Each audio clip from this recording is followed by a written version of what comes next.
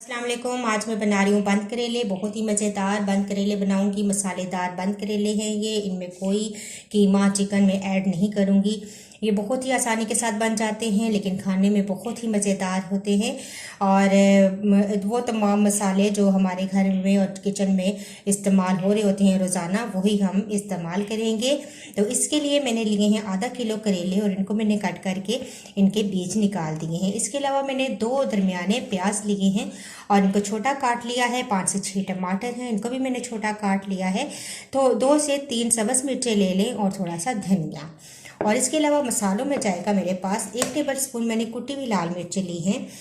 1 teaspoon मैंने सफ़ेद ज़ीरा लिया है। 1 टेबल स्पून भुना हुआ और पिसा हुआ धनिया लिया है। हाफ़ टी स्पून मैंने हल्दी ली है और 1 टेबल स्पून मैंने पिसा हुआ अनारदाना लिया है। अनारदाने को लेकर आप इनको पीस लें। ये मेन इंग्रेडिएंट है इस मसालेदार करेलों का। तो चलिए स्टार्ट करते हैं। एक बड़े बाउल में मैं ये डालूंगी प्याज, टमाटर,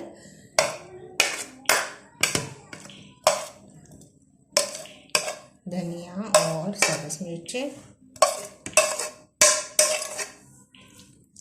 और साथ ही तमाम मसाले शामिल कर दूंगी। मिक्स करेंगे। अच्छा, नमक भी हम ऐड कर देंगे स्टेज पर और 1.5 टीस्पून मैंने नमक लिया है। आप अपने टेस्ट के मुताबिक नमक ऐड कर लें और इस तरीके से हम इनको मिक्स करेंगे और इसके बाद करेलों की स्टफिंग करेंगे।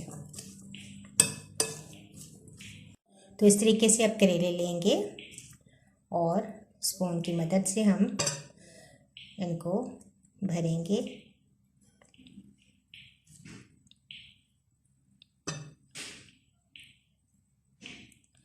और इसके बाद हम नलकी से इसको टाइट कर लेंगे। इस तरीके से हम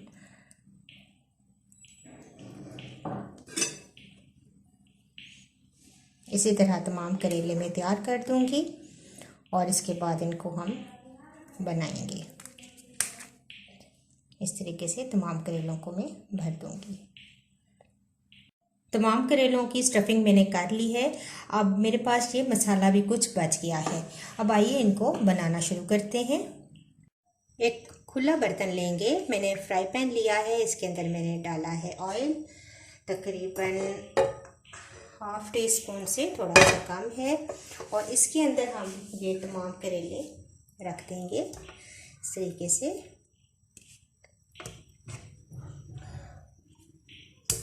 और इसके बाद मैं इनको कवर कर दूंगी और मीडियम फ्लेम पर हम इनको छोड़ देंगे तकरीबन 10 मिनट के लिए। और इसके बाद मैं आपको नेक्स्ट जो इसका स्टेप है वो बताऊंगी।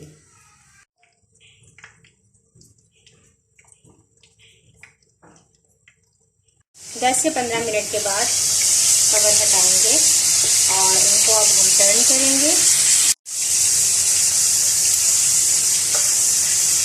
दूसरी साइड से भी पका लेंगे।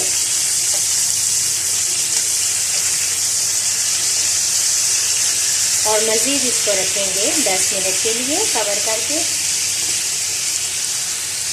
10 मिनट के बाद अब दोबारा कवर हटाकर और करेलों को टर्न कर देंगे। अब तकरीबन करेले हमारे कुक हो चुके हैं।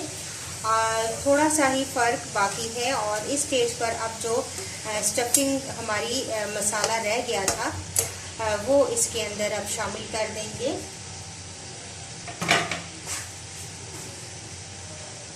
और अब हम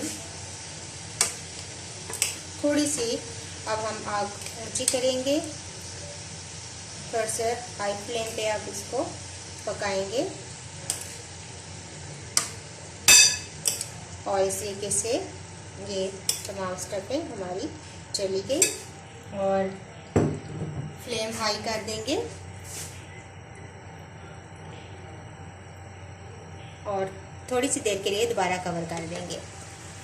5-7 मिनट के बाद दोबारा देखेंगे और अब काफ़ी हद तक हमारा ये मसाला भी कुक हो चुका है। बहुत ज़्यादा इस मसाले को हम नहीं पकाएंगे, बस इतना पकाएंगे कि टमाटर और प्याज सॉफ्ट हो जाए।